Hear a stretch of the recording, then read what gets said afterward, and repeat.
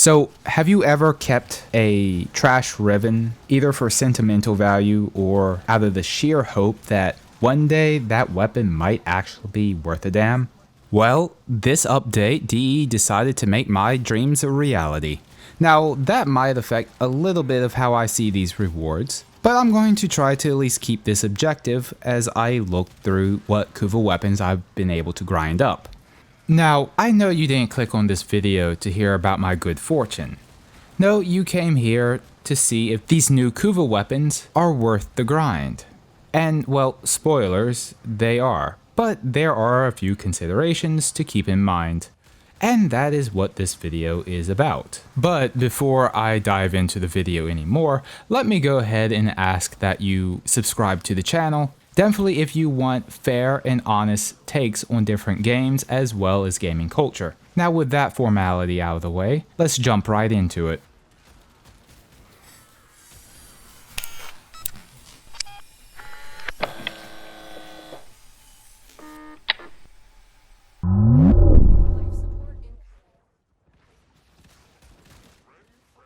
Before I really get started, I want to make a note that this isn't a tier list or a build guide for these Kuva weapons. Rather, this is, if anything, a spotlight. And so with that consideration, I won't be going too heavily into how I build them. And to be honest, if you can get these weapons, then you really shouldn't need a guide on how to build them either. Alright, so let's move on to the basics of what these weapons are about. First off, they do have a max rank of 40, so that means 5 forma and a lot of grinding. And the bonus elemental damage that you can get should be between 20 and 60%. I have heard that people have been able to get upwards to like 80, but apparently those are bugs, and they've been fixed and been reduced. I'm not too sure on that. So let me know if you've experienced any really high numbers and if they've been rolled back. The next point is of course ribbon dispositions, and they are different than their normal variants. But you can still use the ribbons irregardless. The stats just do change a bit. And that is the basic info for these Kuva weapons. But let's now get into a little bit more specifics. And that is the weapons that I'm going to be covering, or at least the ones that I've gotten thus far. I might do a little bit more in-depth if you guys really want me to, but I think they're pretty straightforward. And I did forget one thing. You do have the ability to transfer the elemental bonus damage from one of your duplicate Kuva weapons to the one that you've already invested in. Now we can get into the individual weapons, which just as a reference, here's the order in which I'm going to be doing them in. The Kuva Crack, the Kuva Crack, which I'm just going to call that the Gurneer Boomstick because that name is just too ludicrous for me. The Kuvabrac, the Kuva Crack, the Kuva Comb, and that should be it. I am grinding for a Kuva Dragoon, but oh well, that won't be in this video. So let's get into the first weapon, shall we?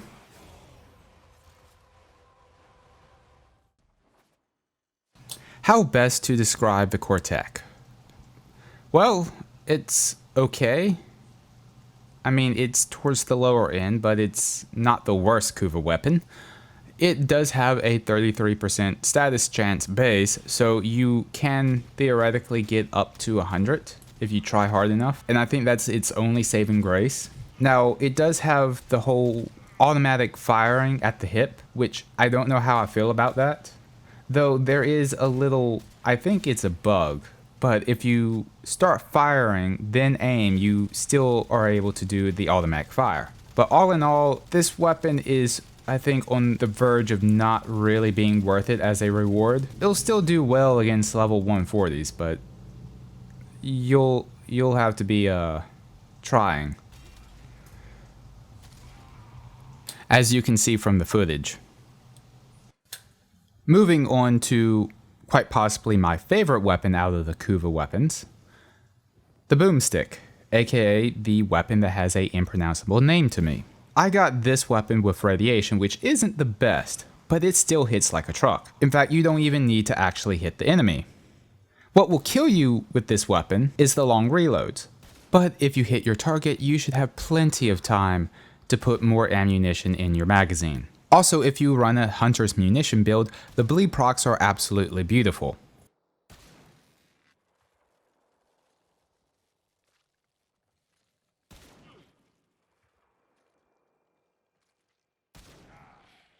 Just look at that. Needless to say, this weapon was very well worth the 20-hour grind it took to get this weapon.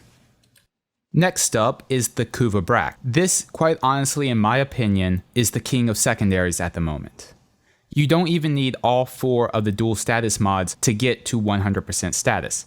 That's amazing, seeing that you can now put on heat damage, which acts like viral but for armor. And yes, before I get into this weapon anymore, I will say that I had been saving a Riven just out of sentimental value, and now it's actually pretty well. But even if you don't have a Riven for this, all you really need to do is just focus on promoting Slash over anything else, and you'll just watch everything just shred to pieces. Now, the elemental bonus damage you should really be hoping for is either electric, heat, or toxic. These, I think, are going to be your best options. There isn't much more to say about this weapon than that it's a god tier weapon, in my opinion. Moving on to the Crack. You know, I wish I could say better things about this weapon, but I think it is the most lackluster of the bunch. Now, it did surprise me with how well it did perform, but I think the best way to describe this weapon, really, is that it's better than you think, but not as much as you hoped. A Hunter's Munition mod will work very well with this weapon, but it can only do so much. In fact, you need to empty more than just one clip to take down a level 140 heavy. Just go with bleed and viral. It should do you well, but again, it can only go so far. And I'm really just going to let the footage showcase it rather than just keep talking about it.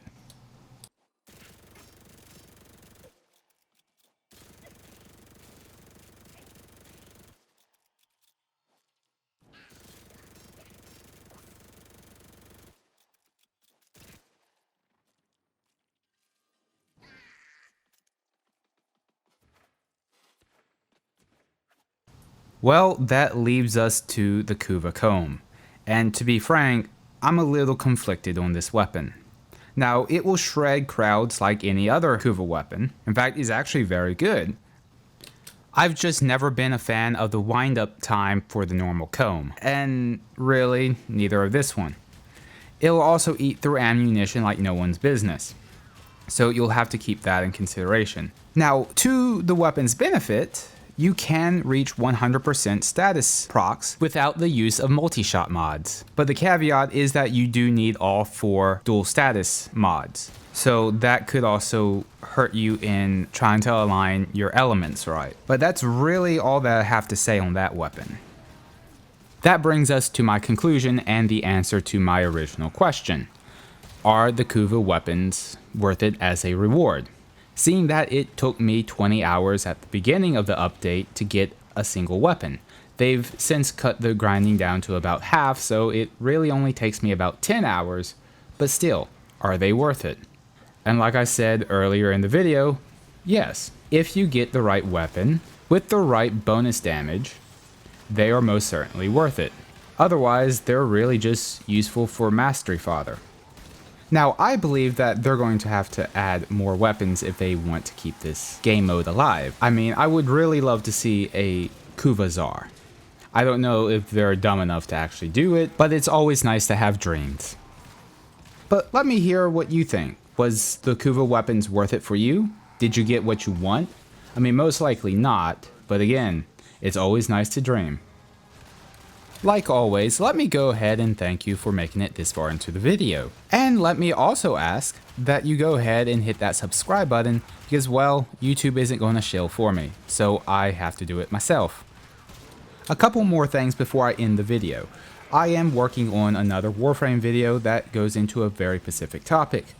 I don't know if it's going to come out before my review of Sword and Shield, so that's going to still be up in the air. And speaking of Sword and Shield, I will try, emphasis on try, to stream my first few hours of playing the game. If you want to be in the know on that, go ahead and join the Discord. Anyways, that's it for this video, so I'll see you in the next one.